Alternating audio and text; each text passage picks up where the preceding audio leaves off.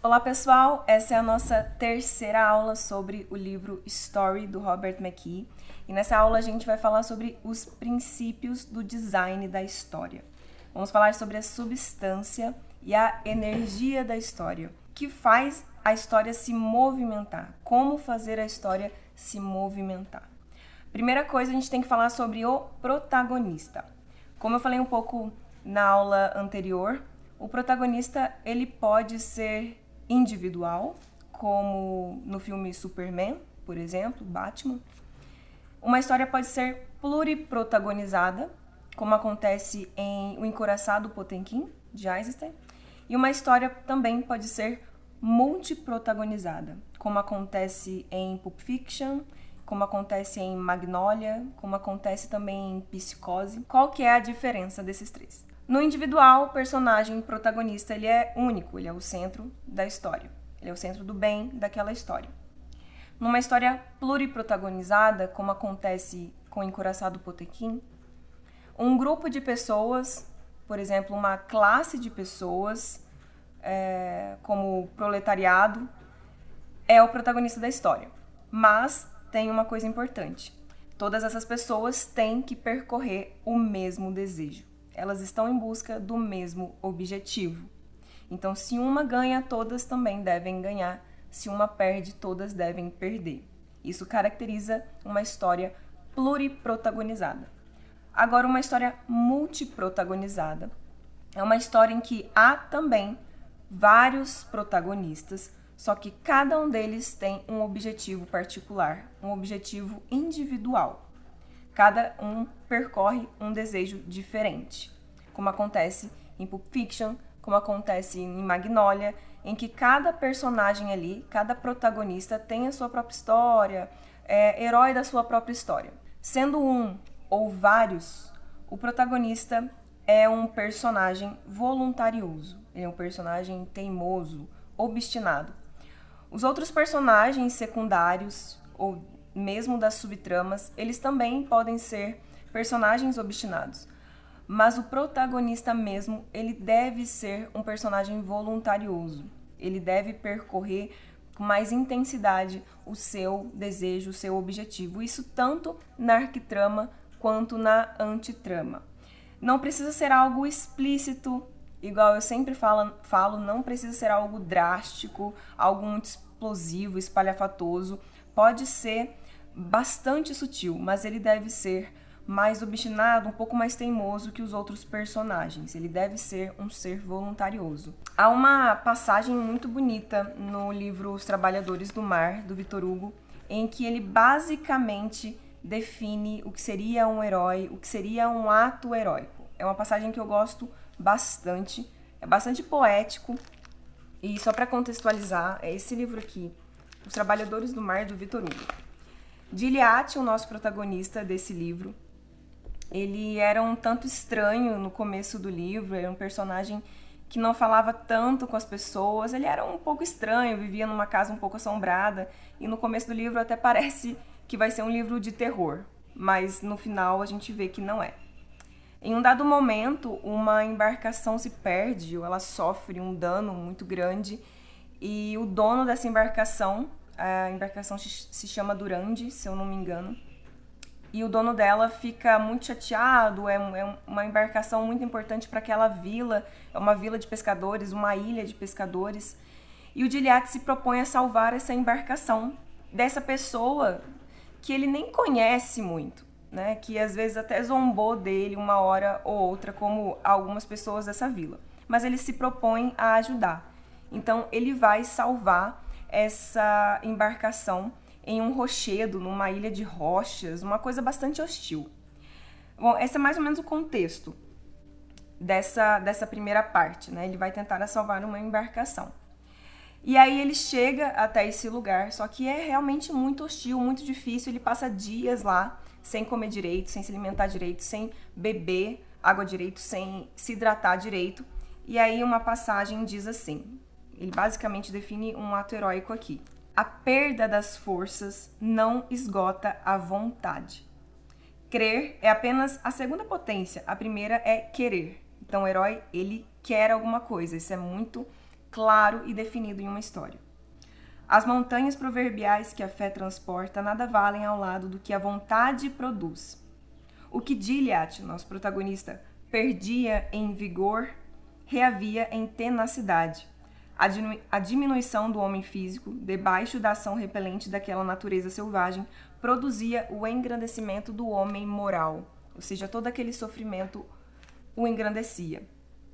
Gilliatt não sentia a fadiga, ou melhor, ele não consentia nela. O consentimento da alma, recusado ao desfalecimento do corpo, é uma força imensa. Gilliatt via os progressos do trabalho e não via nada mais. Era miserável sem sabê-lo. O seu alvo, que ele tocava quase, alucinava-o, sofria todos os sofrimentos sem ter outra ideia que não fosse esta: avante. A sua obra subia-lhe a cabeça, uma vontade embriagada. O homem pode embriagar-se com a própria alma, e essa embriaguez chama-se heroísmo. Gilliatt era uma espécie de Jó do oceano, mas um Jó que lutava, um Jó que combatia e afrontava os flagelos. Um Jó que conquistava, e se tais palavras não são demasiado grandes para um pobre marinheiro, pescador de caranguejos e lagostas, um Jó prometeu. Eu acho essa parte muito bonita, esse ato muito bonito. Mas olha só, essa força de vontade é o que caracteriza essa obstinação de um protagonista. Mas veja, ele não precisa ser necessariamente um Jó, ele não precisa ser como um Jó bíblico, ele não precisa ter essa força de vontade tremenda como um Jó da Bíblia, né? Mas a sua força de vontade, ela deve ser poderosa o suficiente para sustentar a narrativa até o fim da linha, ou seja, para sustentar o desejo desse protagonista até o fim da linha. Pode ser que você faça um personagem protagonista forte, que tenha essa força tamanha, essa força tremenda, essa força de vontade que eu digo, pode ser que você escreva assim, mas isso não é necessário, tá? Pode ser que ele seja um protagonista que vive mais conflitos internos do que externos. Ele não quer salvar a humanidade ou salvar uma comunidade, mas talvez salvar a si próprio. O protagonista deve ter um desejo consciente, ou seja, ele precisa saber o que ele quer. Em um dado momento, nós também precisamos. O público também precisa saber o que ele quer. Isso pode acontecer no começo da narrativa, ele já pode falar o que ele quer, mostrar o que ele quer. Pode acontecer no meio, pode acontecer no final. Ele realmente queria isso aqui. Mas o protagonista, ele deve saber o que ele quer. Se a gente perguntasse isso a ele, ele diria: eu quero isso hoje, aquilo amanhã e depois, no final, eu quero aquilo outro. Então ele sabe o que ele quer. Pelo menos ele pensa que sabe. Porque o mais interessante também seria colocar um desejo inconsciente. Isso pode ou não haver. Não é uma coisa preciosa o personagem ter um desejo inconsciente, tá bom?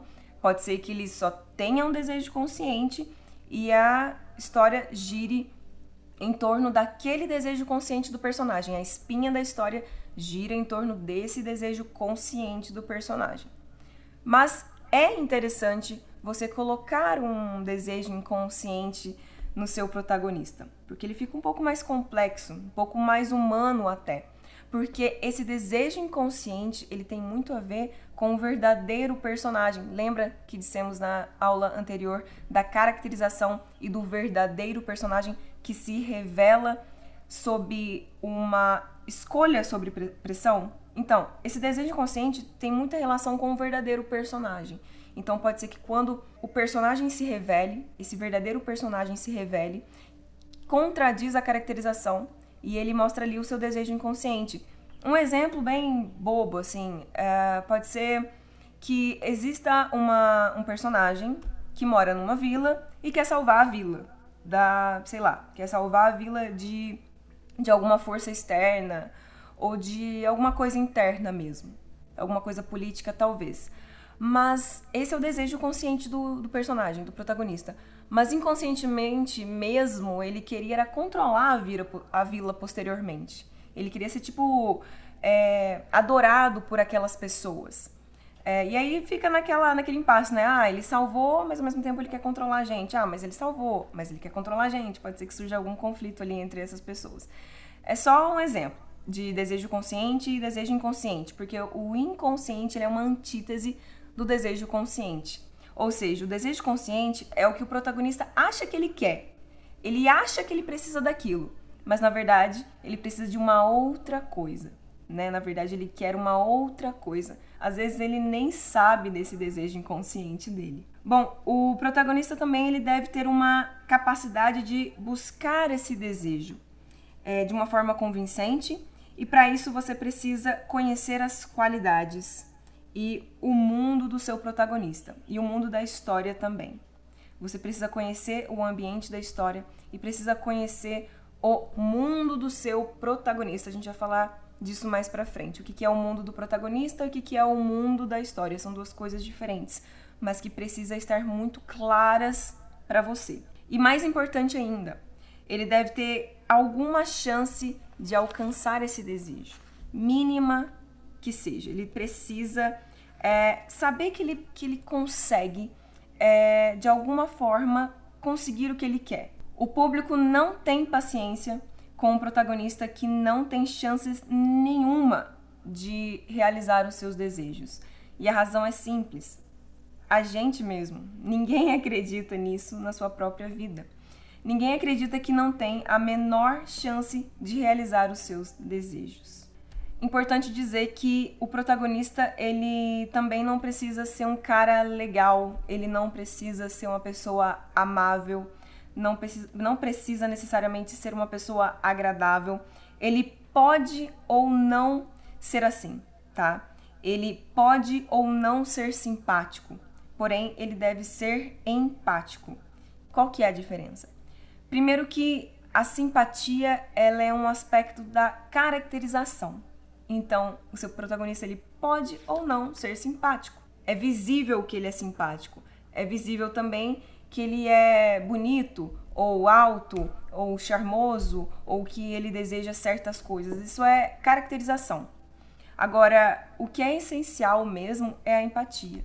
A empatia tem relação direta com a identificação e com a ligação do público. Se o escritor não consegue criar uma ligação entre quem vai ao cinema, ou seja, o público, e o protagonista, sentamos nas poltronas sem sentir nada.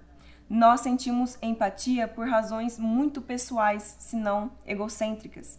A dádiva da história é a oportunidade de viver vidas além das nossas, desejar e lutar em uma miríade de mundos e tempos nas várias profundidades de nossa existência. Isso vale tanto para o cinema quanto para a literatura. Eu nunca vou conhecer, por exemplo, talvez eu conheça, mas é muito improvável que eu conheça um Gilead da vida. Eu conheci novos lugares, conheci novas línguas, conheci atos que eu achava que antes eram impensáveis, né? Sentimentos que eu achei que eu não sentiria, ou uma confusão de conflitos que eu nem imaginava que poderia acontecer. Então, a gente senta no cinema, a gente senta no sofá para assistir um filme, a gente lê um livro, esperando uma experiência emocional. Mas agora, como fazer a história andar? O primeiro passo é entender o que é a brecha. A brecha, sim, é a substância e a energia da história. A brecha ela é o que fica entre a expectativa e o resultado. Na vida real, criamos algumas expectativas. Expectativa para tudo, tá? Para tudo. Mesmo que a gente não pense nisso, estou criando uma expectativa para ir até a cozinha e fazer o café. Mas a gente já tem aquilo meio que programado. Vou descer, vou sair da cama, vou descer e vou preparar um café. Se eu fizer tudo de forma bastante tranquila, bastante sutil, é muito provável que eu consiga fazer um café de boa, né? Vamos colocar uma outra situação. Digamos que eu ligue para um amigo, ele chama João. Eu ligo, João, perdi o telefone da Ana. Você tem aí ainda o telefone dela? Você lembra dela? O João provavelmente vai falar, provavelmente, né, na maioria dos casos, olha, tenho sim, peraí que eu já vou pegar. E aí ele me passa, tá? Eu criei uma expectativa, liguei, minha expectativa era que ele me desse o telefone da tal Ana. Na vida acontece mais ou menos assim, a gente cria expectativas e se a gente agir de uma forma um tanto conservativa, tranquila, é muito provável que a vida responda de uma forma mais ou menos como a gente espera mesmo, tá? Nesses pequenos casos, né? Nesses detalhes. Mas a história não é assim. Ela nem deve ser assim. Na história, nos concentramos naquele momento e apenas naquele momento no qual um personagem age esperando uma reação útil, como por exemplo na ligação, né, de seu mundo, mas em vez disso, o efeito da sua ação é provocar as forças do antagonismo, não necessariamente do vilão, tá? Mas forças do antagonismo, ou seja, o contrário do que ele quer. O mundo do personagem reage diferente do esperado, ou mais poderosamente do que o esperado, ou ambos. Ou seja, numa história, se eu ligasse para o João e pedisse o telefone da Ana, ele me diria assim: como assim? A Ana? Eu não quero mais saber dela. E desligava o telefone na minha cara. Entende? Ele reage completamente diferente do esperado. Se eu descesse para fazer um café, às vezes acontecesse de explodir uma parte da casa. Entende? A vida do personagem, do protagonista, reage diferente da forma como ele esperava.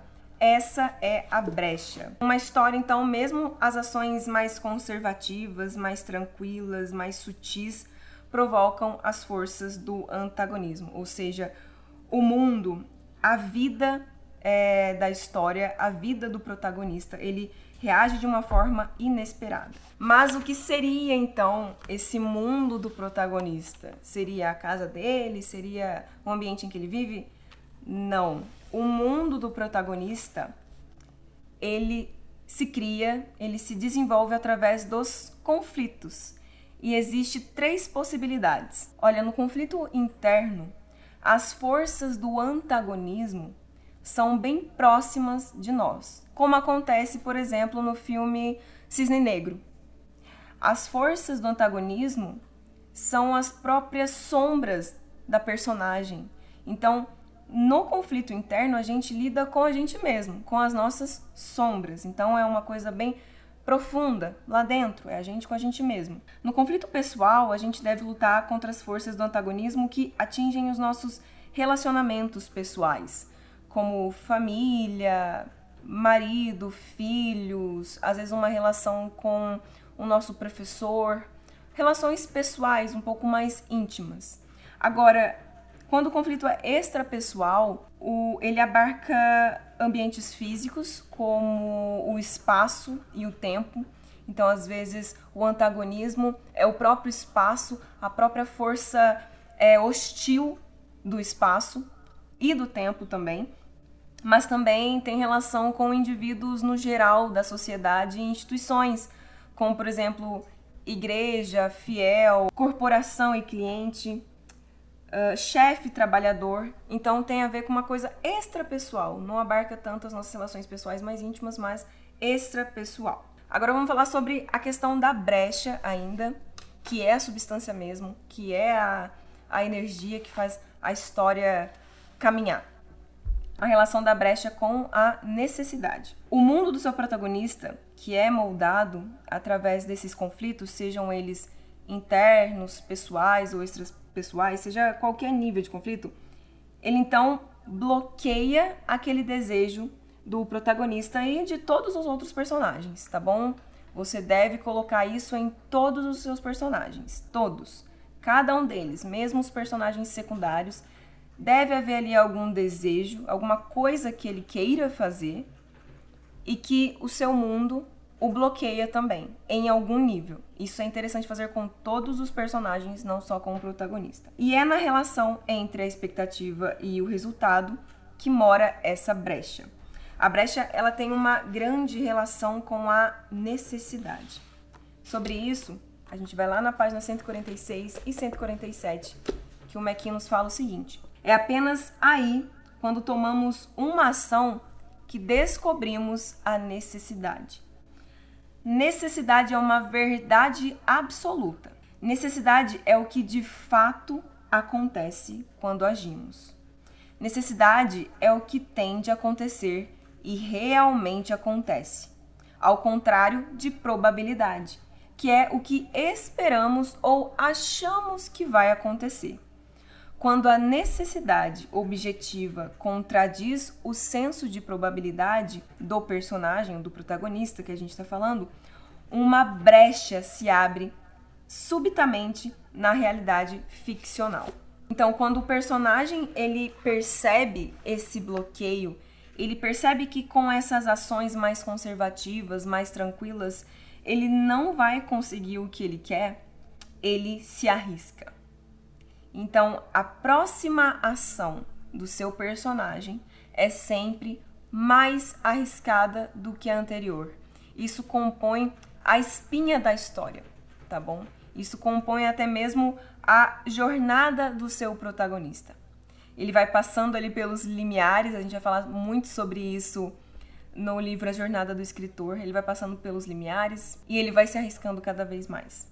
A primeira é uma recusa, a segunda é uma coisa mais conservativa, ele percebe que não vai conseguir daquela forma, então ele se arrisca cada vez mais. Vamos falar então de risco e desejo, né? Que risco é esse? Olha, o risco, ele tem uma relação direta com o objetivo, com o desejo do personagem. Pensa bem, eu vou dar só um exemplo também bem bobo. Salvar uma pequena comunidade, seja uma pequena vila, o seu bairro, tem um risco razoável. Mas imagina só se você querer salvar o mundo. O risco é muito maior. As pessoas, mesmo em estados extremos, elas ainda têm desejos muito diferentes umas das outras.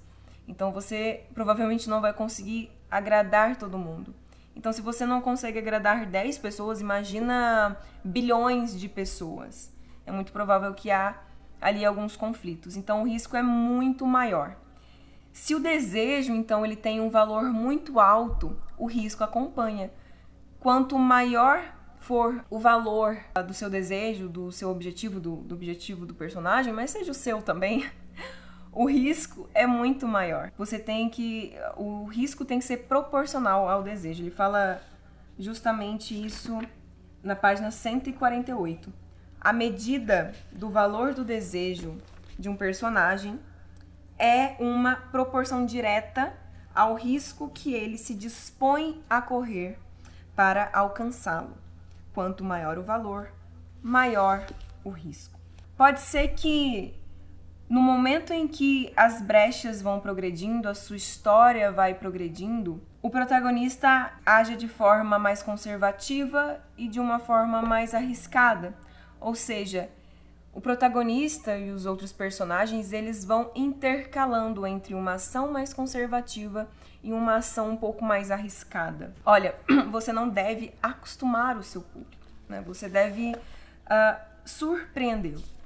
E se você ficar explodindo muito as coisas, matando muitas pessoas, é muito provável que sua história, além de cair em alguns clichês e se tornar só uma coisa decorada visualmente, o público se acostume com aquilo e no final ele não vai se surpreender se acontecer uma coisa muito catastrófica. Escrevendo de dentro para fora agora. Você só é capaz de criar boas brechas escrevendo de dentro para fora. A primeira coisa que você deve fazer, que um escritor deve fazer, em relação a essa criação e desenvolvimento das brechas, da substância, da energia da sua história, é o seguinte: se perguntar.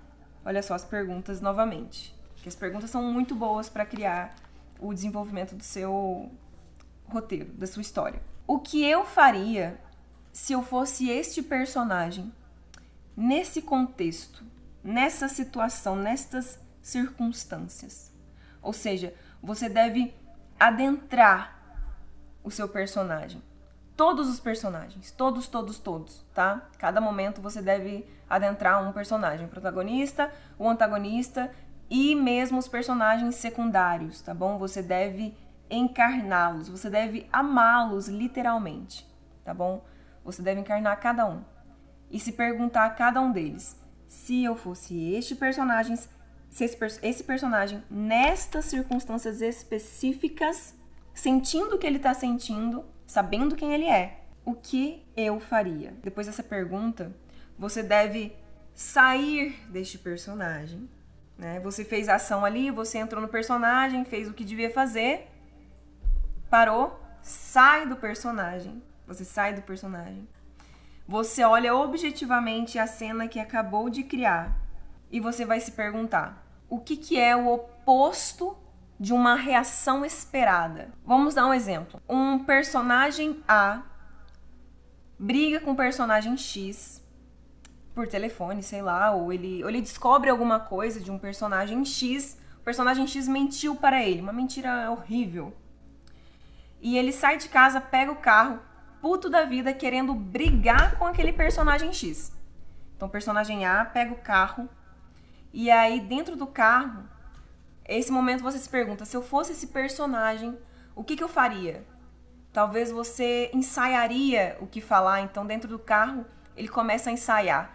Eu vou falar isso, aquela vaca, eu vou falar isso pra ela e vou brigar com ela e vou fazer ela engolir aquelas mentiras e vou falar que eu sei toda a verdade, e você começa a ensaiar, você tá puto da vida, talvez você lembre de alguns momentos com esse personagem X, e aí você fica mais puto da vida porque esse personagem X mentiu pra você. E aí você você chega, né, na casa desse personagem e bate na porta. E qual seria a reação esperada? A reação esperada é que o personagem X abrisse e eles começassem a brigar. Mas olhando objetivamente para essa cena, o que seria o oposto disso? Ou seja, o que seria o oposto do personagem simplesmente abrir a porta e eles começarem a brigar? Ou seja, uma reação inesperada. Talvez quem abra a porta não seja o personagem X, mas uma criança ou um outro personagem que você não estava esperando. Talvez no meio da briga o personagem X te revele alguma coisa que mude completamente a sua percepção. A percepção do personagem A, que queria, na verdade, brigar, mas dali a pouco ele conta alguma coisa que amolece o coração daquele personagem. Fala: olha, na verdade não foi bem uma mentira. Ou, na verdade, eu menti pra você por conta dessa questão maior, mais significativa, mais profunda. Então você deve fazer essas duas perguntas. A mais subjetiva, o que eu faria se eu fosse este personagem nessas circunstâncias. Fazer a cena, sair do personagem, olhar objetivamente a cena e se perguntar o que é o oposto de uma reação esperada. A boa escrita, então, ela enfatiza as reações. A substância da história, então, ela é a brecha aberta entre o que um ser humano espera acontecer quando ele age e o que realmente acontece, né? A necessidade. A lacuna entre expectativa e resultado, probabilidade e necessidade. Toda vez que uma brecha é aberta para o personagem, ela também é aberta para o público. É aí que a gente cria uma empatia, cria uma identificação com o personagem. Porque agora isso começa a suscitar a nossa curiosidade, às vezes a nossa preocupação com o personagem. Vamos lá, partimos agora para entender como funciona o primeiro grande evento da história. Lembra que a gente falou que toda cena deveria ser um evento? Mas há na história um grande evento, um evento master, que se chama Incidente Incitante. Nesse livro aqui, ele dá um design de roteiro em 5 partes. O primeiro seria esse incidente incitante. O segundo, as complicações progressivas, que tem a ver com os atos, com realmente o miolo ali da sua história. A crise, que está um pouquinho antes do clímax. O clímax e a resolução, que pode ou não acontecer. Mas o Robert McKee diz que é muito importante dar assim, uma resolução para o filme. É como se desse um presente, um agrado para o público. A gente vai falar disso mais pra frente. A primeira coisa sobre incidente incitante que a gente deve falar e ressaltar é o mundo da história. Lembra que a gente falou do mundo do personagem? Que o mundo do personagem é construído, desenvolvido através dos conflitos, sejam eles internos, pessoais ou extrapessoais. Esse é o mundo do protagonista. Mas o que seria o mundo da história? O mundo da história tem relação com o ambiente. O mundo da história são as características mesmas de um mundo ficcional, né? Um ambiente, tudo que compõe esse ambiente, como, por exemplo, saber do que os personagens sobrevivem, qual que é a profissão deles, Ele é um médico? Ele é um caçador de dragões? O que ele é, esse personagem? Qual que é a política desse mundo? Quais são os rituais desse mundo? Política pode ser no sentido normal que a gente conhece, mas no sentido de poder mesmo, qualquer relação de poder ali daquele mundo. Quem que reina ou quem que governa esse mundo? Como se dá as relações de poderes neste mundo? Há alguma relação de poder? Sempre há, né? Mas ela é um pouco mais parecida com a nossa ou é inspirada na nossa? Quais são os rituais, né? Como que eles comem? Como que eles agem em certas circunstâncias? Tem religião, por exemplo? Quais são os rituais em geral no seu mundo?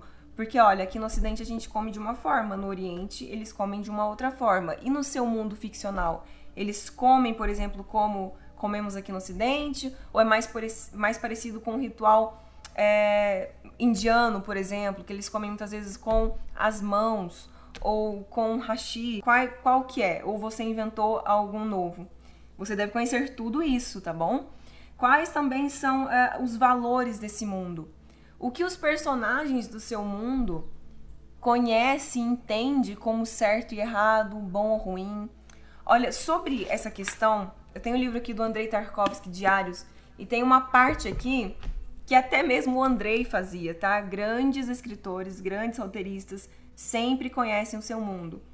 Tem uma página aqui, na página, acho que 65, se eu não me engano, tem uma parte que ele tá falando sobre Solaris. Ele estava escrevendo Solaris e aí ele faz algumas observações. Ele fala assim, ó: então, as observações são as seguintes: esclarecer a imagem da Terra no futuro, né? No filme não está claro como será isso, será o futuro. Precisamos mostrar as paisagens do planeta do futuro.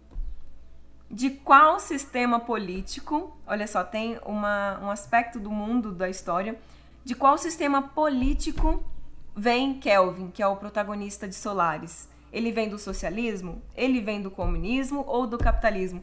Por quê? Porque isso também molda as ações do seu personagem. Saber de tudo isso faz com que você crie brechas, inclusive, muito boas. Porque como você vai criar uma brecha não sabendo qual seria o resultado inesperado de um mundo comunista, de uma política comunista, de uma política socialista, de uma política capitalista. Ainda sobre a questão do mundo da história, tem uma parte muito importante aqui. Isso tem relação com o design de elenco. Nada em uma obra de arte está lá por acidente. Ideias podem surgir espontaneamente, você pode ter qualquer ideia, mas você deve costurar essas ideias conscientemente e criativamente. Cada personagem deve estar lá com um propósito e diferente, tá bom? Você não pode simplesmente construir, você até pode, mas seria muito ruim para sua história você construir um personagem que tem uma ideia X e que pratica ações X e que um outro personagem pensa igual a ele. Ou você diferencia esses personagens, ou mesmo que eles sejam, sei lá, melhores amigos ou família, esses personagens precisam ser únicos e bastante diferentes um dos outros. Você não pode construir personagens que estão sempre concordando um com o outro, sabe? Então, você precisa barrar esses desejos dos personagens o tempo todo. Sejam com os próprios conflitos que ele tem, sejam com as próprias loucuras ou paranoias que ele mesmo tem, seja com o próprio mundo da história, seja com a própria, às vezes com a política da história, às vezes é uma política ali autoritária, são pessoas que governam o país de forma autoritária e não deixam você sair do país, como acontecia na Alemanha Oriental, por exemplo, no Muro de Berlim. Então você não consegue sair daquele lugar por conta do mundo da história, ou por conta do seu próprio mundo, ou por conta dos próprios personagens, do próprio design de elenco, tá? Então, cuidado para não criar personagens parecidos ou que concordem o tempo todo, tá bom? Um com o outro. Quando você cria, inclusive ele fala isso aqui na página 179, esse elenco polarizado, quando você cria personagens bastante polar, né, um do outro, bastante diferente um do outro, esse elenco dá ao escritor algo que nós precisamos desesperadamente, que são cenas. Nós precisamos de cenas. Então as brechas e os bloqueios desses desejos dos personagens sejam mínimos desejos. Seja, por exemplo, o Kramer querendo fazer café da manhã para o seu filho, mas ele é bloqueado por aquela instituição extrapessoal que é a cozinha. Ele é bloqueado por uma coisa que vai além da sua relação pessoal que ele tinha com a esposa, ou que ele tem com o filho. A cozinha o oprime e ele não consegue fazer um simples café da manhã. Seja nesses pequenos detalhes que são visualmente bastante simples, mas não simplistas, que é bem diferente, simples, mas que carrega um turbilhão de significados, uma profundidade imensa de significado. Vamos falar ainda mais do incidente excitante. Qual que é a localização do incidente excitante? Qual que é a qualidade desse incidente excitante, que tem a ver com o que eu disse agora do Kramer, por exemplo, e como criar esse incidente incitante. É o seguinte, incidente incitante, então, é esse grande evento que desarranja radicalmente, tá bom? Radicalmente. Não é uma coisa simplesmente que bloqueia um desejo pequeno.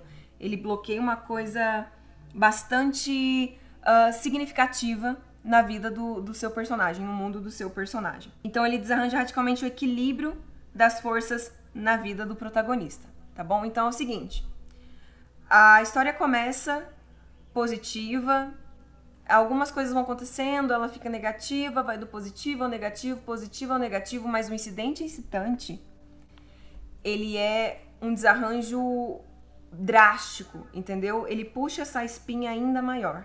Tem até um exemplo aqui, um desenho, não sei se vocês vão conseguir ver, mas olha só, a história começa, pode começar positiva, vão acontecendo eventos, ou seja, eventos igual mudanças que vão acontecendo na vida do protagonista, e em um certo momento há um salto gigantesco nas cargas de valor da vida do protagonista, na vida da história, na sua narrativa. Esse aqui é um incidente excitante. Isso é o que incita, como o próprio nome diz, o personagem a rearranjar as forças e rearranjar o equilíbrio, melhor dizendo, da sua vida e do seu ambiente, da sua vida e do seu ambiente. Então, o incidente incitante, ele é um evento tão importante que você não deve deixá-lo de fora. Novamente, não precisa ser algo muito drástico, tá bom? Não precisa ser algo explosivo ou espalhafatoso. Não precisa ser algo, por exemplo, não precisa ser necessariamente uma morte, não precisa ser necessariamente uma explosão que acontece ou um acidente. O incidente incitante, ele não é uma coisa explosiva. Ele, na verdade, ele é imbuído de um significado muito profundo. Pode ser que esse incidente incitante ocorra no começo de uma narrativa, tá bom? Mas para ele acontecer no começo de uma narrativa, logo nos primeiros minutos iniciais, como acontece em Tubarão. Um tubarão mata o banhista. É um conhecimento que todos nós do mundo entende. Um tubarão matando um banhista. Mas por que ele ocorre no primeiro, sem que primeiro a narrativa se desenvolva até a gente chegar no incidente incitante?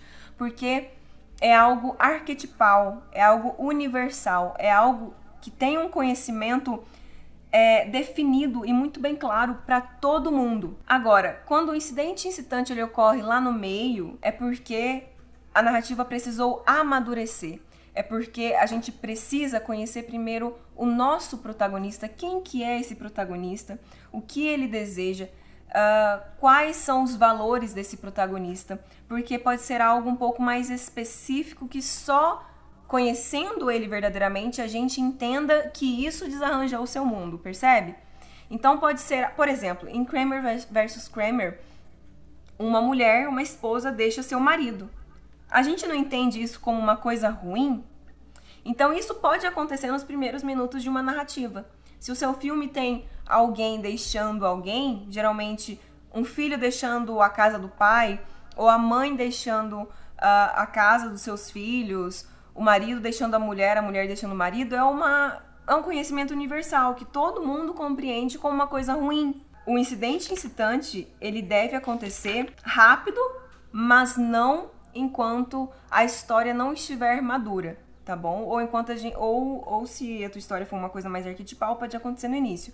Mas enquanto não estiver madura, não coloque o incidente incitante. O segundo elemento, então, desse design de 5 partes são as complicações progressivas. Tem que estar claro nesse momento é que, como o próprio nome já revela, deve ser progressivo. Se ocorre uma ação, a próxima ação ela deve ser ainda mais significativa ou mais intensa. Lembra que eu falei, acho que no primeiro ou na segunda aula, que a personagem ela começa pobre, aí ela vive experiências durante, às vezes, alguns anos da sua vida e ela não volta a ser a mesma pessoa que ela era antes? É a mesma coisa com as cenas e o contexto, as situações, os atos, é a mesma coisa que acontece na história como um todo. Você não pode fazer uma cena com a mesma carga de valor que a cena anterior.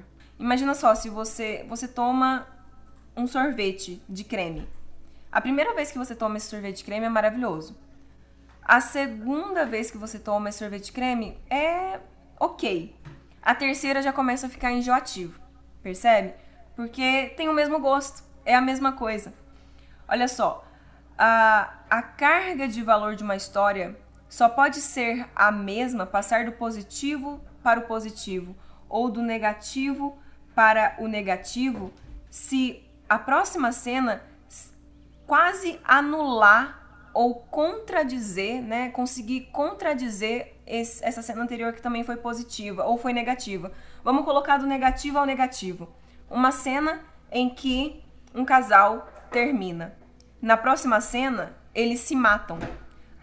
Olha só, a gente pensa assim, passou do negativo pro negativo, percebe? Terminar é uma coisa ruim, se matar também é uma coisa ruim. Mas a gente volta na história e percebe, poxa, quando eles estavam brigando, eles pelo menos estavam discutindo, ou seja, era uma coisa positiva, pelo menos eles estavam vivos. Uma história não deve voltar para ações de menor qualidade, menor magnitude, mas mover-se progressivamente para frente, em direção a uma ação final, além da qual o público não consiga imaginar outra. Então a narrativa deve progredir sempre. Como eu disse, não precisa ser explosão atrás de explosão. Pode ser uma coisa significativa, tá? Cenas simples, às vezes diálogos simples, mas cada vez mais tensos, mais intensos em significado. As complicações progressivas têm relação com a lei do conflito. Quando o protagonista sofre um incidente incitante, quando ele sai desse incidente incitante, ele entra num mundo governado por essa lei do conflito. Em uma história, nada se move para frente se não for através do conflito. A brecha é a substância e a energia da história, mas ela também está intimamente ligada com o conflito. Percebe como tudo é costurado, como tudo tem uma ligação, cada elemento tem relação com outros elementos da história? As progressões têm relação com a brecha tem relação com o conflito tem relação com o verdadeiro personagem. É no segundo ato, é do segundo para o terceiro ato, que mora o tédio, a chatice, caso você não consiga progredir a sua história. É aí que alguns escritores ruins enchem de linguiça a sua história. É no segundo ato, é nesses 70 minutos que ele coloca aqui, por exemplo, ele coloca uma coisa meio padrão, assim. Imagina fazer 70 minutos de cenas progressivas, que prendam o interesse do seu público. É aí que mora o risco. O último ato quer ser o mais curto de todos. No último ato ideal, queremos dar ao público a sensação de aceleração. Então, por isso que ele é pequenininho.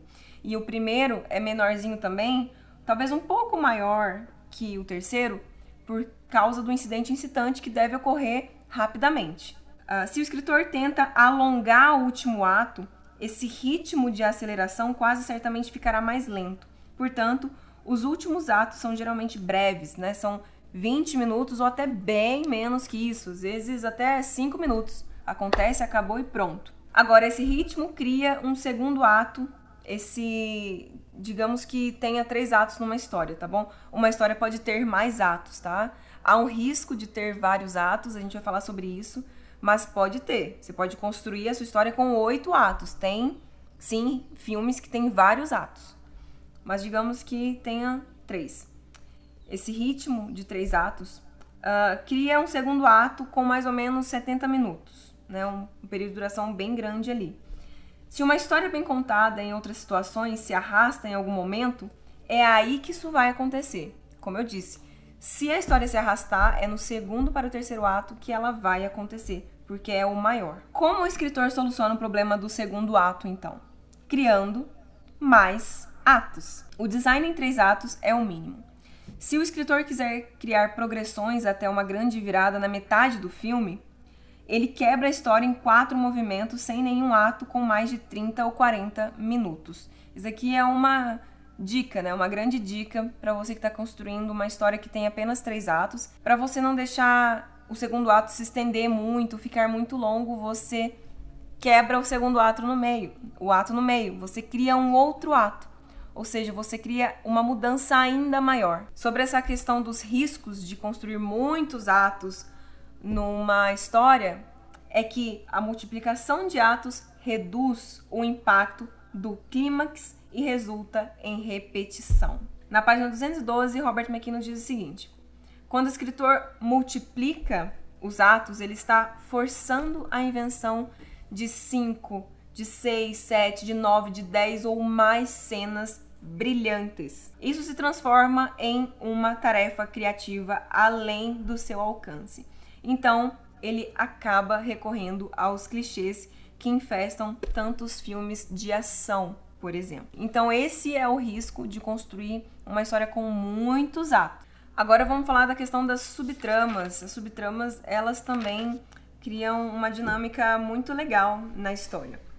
Pode ser que tua história tenha uma subtrama ou não, assim como pode ser que o personagem, o seu protagonista, tenha um desejo inconsciente ou não. Assim como o verdadeiro personagem contradiz a caracterização, e assim como o desejo inconsciente é uma antítese do desejo consciente do seu protagonista, a subtrama, ela pode contradizer a trama principal. Então, a subtrama ela pode ser usada como uma contradição da trama principal, ou também ela pode ressonar a ideia governante e enriquecer o filme com variações, várias perspectivas de um mesmo tema. Precisa haver algum elo que ligue essas duas narrativas, tá? Que ligue a subtrama e a trama. Seja, por exemplo, o personagem que aparece tanto na subtrama como na trama principal seja ligada com o mesmo tema, como acontece em Intolerância, né? Que o tema ali principal é a intolerância. Então a gente vê a intolerância acontecendo em várias épocas da humanidade, em vários contextos da humanidade, mas é como se fosse uma coisa comum a todas as eras, a intolerância dos povos. Então tome muito cuidado aqui na subtrama para não dividir a sua história. Se a sua subtrama não contradiz ou ressoa tematicamente a ideia governante da trama principal, se não ambienta a introdução do incidente incitante ou complica a ação da trama principal, olha, a subtrama também pode complicar a trama principal. Se meramente corre em paralelo, ela vai dividir a história ao meio e vai destruir o seu efeito. É muito provável que a gente fique um pouco confuso. O que está acontecendo aqui? E aí, ao invés de a gente ter aquela experiência gostosa, nos identificar com os personagens, a gente vai ficar se perguntando o tempo todo qual que é a ligação dessa história com essa. Se o público não consegue encontrar a relação, ele vai perder o interesse pela história para tentar forçar uma unidade conscientemente. Quando isso falha, ele fica confuso. Vamos falar agora sobre o design de cena. A cena idealmente deveria virar, certo? Toda cena seria idealmente um evento na narrativa, ou seja, uma mudança. Não como um incidente incitante, claro, mas que deveria haver ali mudanças nas cargas de valores, do positivo ao negativo, do negativo ao positivo. Os efeitos que essas mudanças geram no público geralmente são o quê? Curiosidade, surpresa, visão e uma nova direção. Você incita a surpresa, porque o público não esperava aquela reação do ambiente da história ou do mundo do protagonista. Então você deve suscitar essa surpresa. Curiosidade, porque talvez faça o público voltar na história, e voltando na história, encontrando algumas pistas, o público tem uma visão do que realmente era aquele plano detalhe, o que realmente significava aquele plano longo, ou aquele plano sequência que o diretor quis colocar, ou o que significava aquele emblema, ou o que significava aquela frase que o protagonista saiu pela porta e falou do nada, e o personagem secundário não entendeu muito bem, o personagem que ele estava tendo alguma relação não entendeu muito bem aquela frase. Aí sim, quando acontece alguma mudança, algum ponto de virada na cena, você busca nas cenas anteriores algumas pistas, né? E uma nova direção, porque agora o público se pergunta o que o personagem vai fazer agora. Então, deixar pistas na história significa adicionar uma nova camada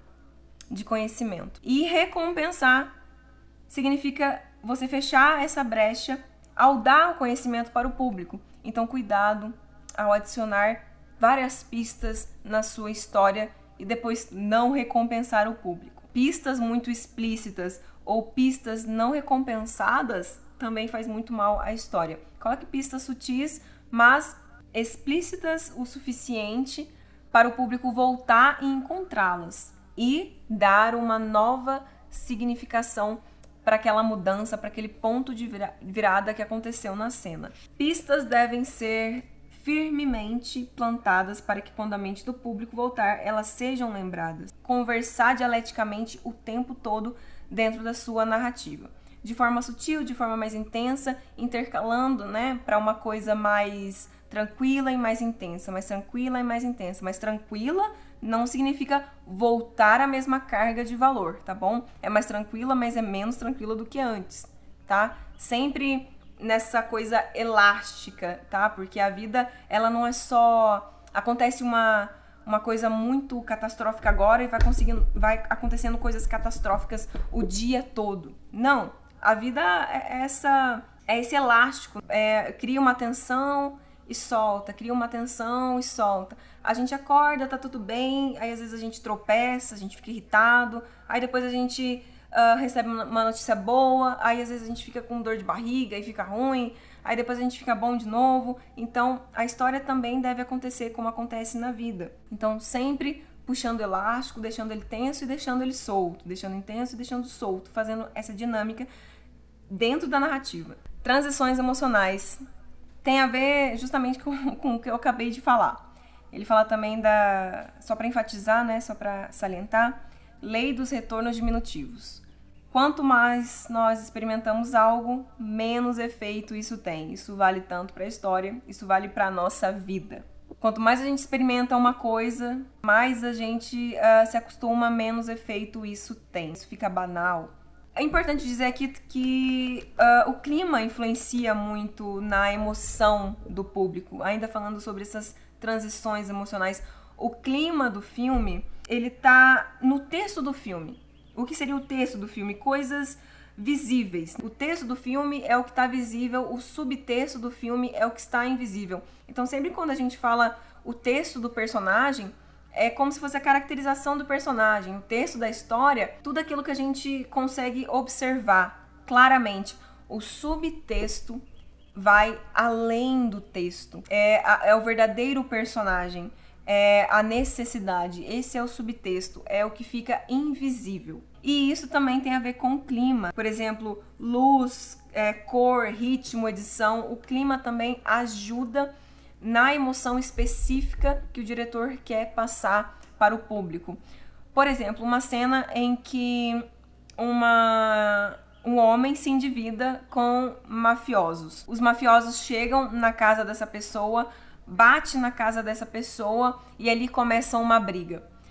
Se o clima, se a atmosfera, se o texto, se a coisa visível do filme for uma coisa clara, se a edição for dinâmica, E dependendo do elenco do filme, vai parecer um filme de comédia. As cores, a luz, como você posiciona a luz, a fotografia como um todo, e a edição, a montagem do seu filme pode ser que pareça uma comédia, mas se nas mesmas circunstâncias uma pessoa se endivida com mafiosos e a luz é mais baixa, tem um clima mais obscuro, vai parecer um filme, talvez um filme noir, um filme de gangster mesmo, um filme de crime. Mas, muito importante salientar aqui que o clima ele não substitui, o texto não substitui o conteúdo, tá? É conteúdo mais forma sempre.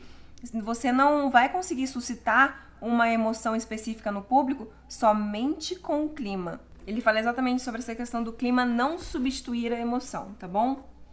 Quando nós queremos experimentar climas, a gente vai a concertos ou museus. Quando queremos experiência emocional significativa, vamos a um contador de histórias. Não faz bem para o escritor escrever uma cena cheia de exposição em que nada acontece e então ambientá-la em um jantar, em um jardim ao pôr do sol, achando que esse clima maravilhoso, magnífico, vai levar o filme adiante. Tudo que esse escritor fez aqui foi derramar uma escrita fraca nos ombros do diretor e do elenco. Exposição não dramatizada é chata sob qualquer luz, seja uma luz mais baixa, seja uma luz intensa. Filmes não são sobre fotografia decorativa. As pessoas acham que diretor de fotografia faz o filme ficar bonito. Absolutamente não. O diretor de fotografia faz as imagens ficarem cada vez mais significativas. Ele está muito ligado com o diretor, com o roteirista. Ele tem que saber a história tintim por tintim. Ele, como os atores, tem que entender o subtexto da história também. Tem que entender a ideia governante. O diretor de fotografia tem que entender tudo da história, tá? Ele é essencialmente importante para colocar aquela ideia, aquela coisa que parece abstrata, que a gente não consegue pegar em imagens, né? Ele consegue transformar o mental em físico. É isso que o diretor de fotografia tem que pensar, transformar o mental em físico. Por causa do incidente incitante, o clímax tinha que acontecer. É isso que vocês devem pensar sobre a questão da composição dentro de uma história. Exemplo do filme Tubarão, de Steven Spielberg. Como o tubarão matou uma nadadora, o xerife tinha que destruir o tubarão. Não tinha como ser outra coisa. Agora, vamos falar sobre a questão da ascensão simbólica e a ascensão irônica. A ascensão irônica é muito interessante. Eu falei um pouquinho sobre isso na aula 2, mas eu vou dar mais exemplos de como acontece uma ascensão irônica. Primeira ascensão simbólica. Eu falei agora há pouco sobre a mão pesada nas pistas e recompensas, mais nas pistas mesmo. A ascensão simbólica é a mesma coisa, tá bom? Uma história bem contada, com o poder adicional da simbólica, do simbolismo subliminar, levanta a narrativa para o próximo nível de expressividade e a recompensa pode ser um ótimo filme. Pode ser que você coloque ali vários símbolos na sua narrativa e isso deixa a sua história com uma camada extra, uma camada ainda mais interessante, mas cuidado para não pesar a mão e o seu filme ser somente sobre simbolismos, tá? E não sobre uma história. Você também deixar a história em segundo plano somente para sustentar um símbolo. Se com a mão pesada rotularmos as imagens como simbólicas, seu efeito é destruído. É a mesma coisa que acontece na lei dos retornos diminutivos. Se há muitos símbolos, se é aquela história que só tem simbolismo, que parece que, na verdade, ela só o simbolismo sustenta a história, não há realmente um conflito interno ou um conflito externo com os personagens. Eles parecem nem humanos, né? Parece que eles não têm nem atitudes humanas de tantos símbolos que a pessoa coloca naquele filme e aquilo perde o efeito. Agora, se você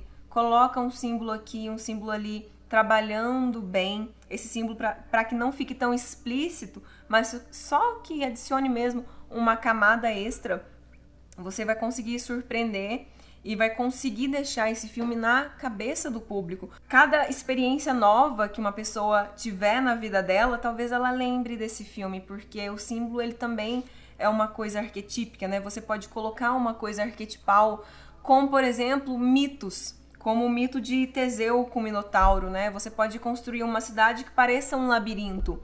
A ascensão irônica é muito legal, eu vou falar algumas coisas que acontecem numa ascensão irônica. Lembra que a ironia, ela não é algo ambíguo, tá? Uma ironia pode ser positiva e pode ser negativa, não existe neutralidade na história. Se o personagem ele não fica neutro na história, ele pende para algum lado. E eu gosto muito de histórias que têm essa ironia. Ironia é a manifestação mais sutil do prazer da história, aquela deliciosa sensação que o público tem ao assistir um filme e pensar, nossa, a vida é muito assim mesmo, né? É isso que você quer suscitar no público. O personagem finalmente consegue o que ele sempre quis, mas tarde demais para tê-lo.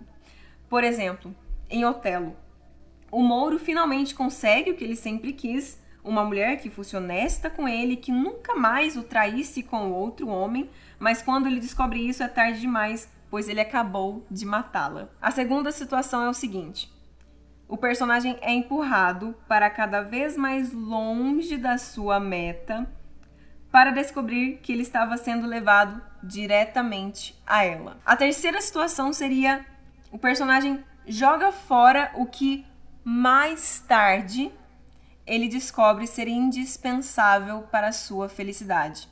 Pode ser algo material ou pode ser uma pessoa, né? Por exemplo, ele humilha alguém, fica humilhando sua melhor amiga, para mais tarde descobrir que, na verdade, ela era o grande amor da sua vida. Mas ele descobre tarde demais. A quarta situação. Para alcançar uma meta, ele inconscientemente dá os passos necessários para distanciar dessa meta. Numa quinta situação, a ação do personagem faz uma ação que o personagem faz para destruir algo torna-se exatamente o necessário para destruir a si próprio. Talvez isso também tenha a ver com, pode ser algo material ou pode ser algo um pouco mais significativo, pode ser algo com uma pessoa, né? Ele tenta destruir com todas as forças alguém, mas isso destrói a si mesmo. Uma sexta situação. O personagem vem a possuir algo que certamente o fará miserável. Faz de tudo para se livrar disso, para descobrir que isso é o que lhe fará feliz, né? Então, às vezes, ele consegue algo que parece que vai destruir ele, né? Parece que isso vai acabar o aprisionando, mas era exatamente o que ele precisava para construir ou desenvolver um outro ponto de vista sobre a vida, sobre a morte, sobre as pessoas, né? Às vezes isso o aprisiona para libertá-lo mais tarde. Às vezes isso o aprisiona justamente para ele descobrir o preço da liberdade ou o que é a verdadeira liberdade. A última parte é a crise, o clímax e a resolução. Olha, a crise é a terceira parte desse design de 5 partes. Incidente excitante, complicações progressivas, a crise que está bem pertinho do clímax e a resolução. Olha só, o que é importante falar sobre a crise aqui é que ela é um dilema, tá? É um grande dilema. Esse dilema confronta o protagonista, que quando face a face com as forças do antagonismo, ele precisa fazer uma decisão drástica, tá? Então, a crise, ela não é uma escolha simples, ela é um verdadeiro dilema, tá? Assim como um incidente excitante, assim como tem os eventos normais, mudanças normais na vida, escolhas normais na vida. Eu tô falando na vida e também na história, até na vida da história também, na nossa vida, mas na vida da história principalmente. Assim como há esses pequenos eventos que mudam de forma significativa, porém não tão drástica, a vida do personagem, assim como há escolhas que revelam o verdadeiro personagem em vários momentos da narrativa, vai revelando aos poucos. Existe o evento mor, que é o incidente excitante, e existe a escolha mor, que é o dilema, que é a crise. A ação que o protagonista escolhe fazer torna-se o evento consumado da história, causando o clímax da história, positivo, negativo ou, ironicamente, positivo ou negativo. Então, basicamente, a crise é uma escolha muito difícil, uma decisão muito difícil, um verdadeiro dilema na vida do protagonista. E ela está próxima do clímax, justamente porque ela incita o clímax. Ela toma uma decisão suprema, um dilema, e isso causa o clímax. Ela está conectada diretamente com o clímax. Agora, a quarta parte, que é o clímax, que é a estrutura do design de 5 partes do Robert McKee. O clímax da história é uma revolução nos valores, indo do positivo ao negativo, como sempre, ou do negativo ao positivo, né, claro, com ou sem ironia, pode ser que seja irônico ou não, um valor mudado em sua carga máxima, que é absoluto e irreversível. O significado dessa mudança mexe com o coração do público. Nas palavras do próprio Aristóteles, que escreveu a Poética, um final, ele tem que ser inevitável e inesperado, tá? Inevitável no sentido de que quando o incidente ocorre, tudo parece possível, mas no clímax, quando o público olhar para trás, deve sentir que o caminho que a narrativa tomou era o único caminho possível, então você não pode dar essa brecha para o público pensar que, nossa, podia ser completamente diferente. Não, você deve incitar, suscitar no público essa ideia que realmente não tinha outra forma senão essa. Olha, Kramer vs. Kramer é um ótimo filme para esse tipo de coisa. Outro filme maravilhoso para isso é Hit, tá? Fogo contra Fogo, que também tem uma estrutura... São 2 filmes simples, não simplistas, imbuídos de significado, de símbolos e muito bem costurados, tá? Fogo contra Fogo e Kramer vs. Kramer são 2 filmes com um roteiro impecável, com uma estrutura narrativa impecável, principalmente nesse sentido aqui que o Robert McKee nos fala. Então, dados os personagens e seu mundo como viemos a entendê-lo, o clímax foi inevitável e satisfatório, mas ao mesmo tempo deve ser inesperado, acontecendo de uma maneira. Lembra? O que você conta pode ser qualquer coisa, o que importa mesmo é a forma como você conta isso, como você conta, a maneira que você conta. Então, acontecendo de uma maneira, de uma forma que o público não pôde antecipar, tá? O público ao final deve pensar, não teria como se não fosse dessa forma. Ele volta para trás em todas as cenas, todas as sequências anteriores, ele lembra de todas as pistas e ao final ele pensa, realmente não teria como se não fosse dessa forma, mas antes ele se surpreende. E a resolução, a última parte dessa nossa aula, olha, a resolução, ela é uma coisa extra, tá? Ela é a 5ª parte da estrutura dessas 5 partes. A resolução tem 3 usos possíveis. Olha, a resolução é tudo que acontece depois do clímax, tá? O primeiro, você usa a resolução para explicar a subtrama. Isso seria um risco, tá? Isso não é uma coisa muito boa de se fazer, tem que tomar um certo cuidado. Porque no momento em que acontece o clímax da trama e acaba a trama central, isso se você tiver uma subtrama, tá? Caso você tenha subtrama, caso não, esqueça desse primeiro uso da resolução. Se você tem uma subtrama e se você não conseguiu fazer uma cena climática na subtrama antes ou durante o clímax da trama principal, a resolução serve para você explicar a subtrama. Isso é um risco porque o público está ficcionado, ele está centrado na trama principal. E quando acontece o clímax e a resolução da trama principal, o público tende a querer se levantar da cadeira para ir embora, o público tende a querer desligar a TV, o público tende a se levantar para fazer outras coisas. Mas aí ele tem que sentar novamente porque tem a resolução da subtrama que ele nem lembrava mais. Um segundo uso para resolução é mostrar o alastramento do clímax. O que aconteceu depois, por exemplo, em Kramer vs. Kramer, isso não nos é dado. Em Paris, Texas, isso também não nos é dado. E a gente se satisfaz com aquilo até, né? A gente pode pensar, agora acabou, tudo bem, tranquilo. No Paris, Texas, mais ou menos, né? Pode acontecer, pode não acontecer.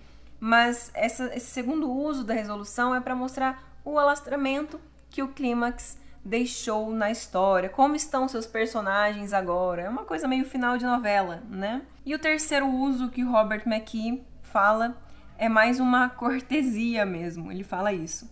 Mesmo se os dois usos, tanto aplicado à subtrama quanto aplicado ao alastramento das ações climáticas, não se aplicarem à história, todos os filmes precisam de uma resolução com uma cortesia para a audiência. Ele diz que precisam, eu necessariamente acho que não precisa, não é necessário, pode ou não ter. Mas vamos seguir aqui o que o Robert McKee nos fala. Obviamente que não dá pra gente concordar com tudo, né? Mas ainda assim é um ótimo livro, tá? É um livro básico, livro base para quem quer escrever um roteiro, para quem tem uma ideia, para quem já tem uma ideia e quer estruturar um roteiro para sua história ficar boa de verdade, você contar essa história de uma forma atrativa. Se o clímax mexeu com o público, se eles estão rindo sem parar, congelados de medo, vermelhos de indignação, tentando enxugar as lágrimas, é rude, de repente, deixar tudo preto e rodar os créditos. Eu acho que não é rude não, acho que é muito interessante, eu faria isso. Isso é a deixa para sair, e eles o farão tontos de emoção, tropeçando uns nos outros no escuro. Olha, a preocupação dele é um tanto engraçada. Derrubando as chaves do carro no chão, melados de Pepsi. Um filme precisa do que o teatro chama de cortina lenta. Olha como essa relação com o teatro influencia no jeito que ele vê a estruturação de um roteiro, né?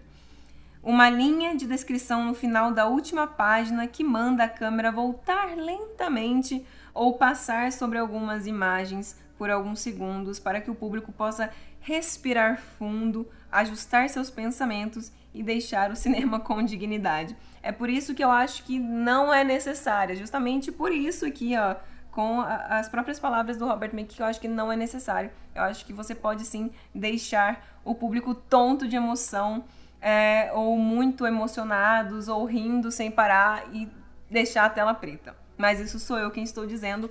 O Robert McKee nos dá um outro ponto de vista dessa cortina lenta do teatro. Então a resolução, para mim, não é estritamente necessária, como uma cortesia, um extra, uma cortina lenta. Mas para o Robert McKee, o terceiro uso, na verdade, é o uso preciso. Precisa dessa resolução. Bom, fechamos aqui a terceira aula, tá? Semana que vem teremos a quarta aula e fecharemos este livro. O próximo livro será A Jornada do Escritor, uma estrutura mítica para os escritores, né? Para a história. A gente vai falar sobre a jornada do herói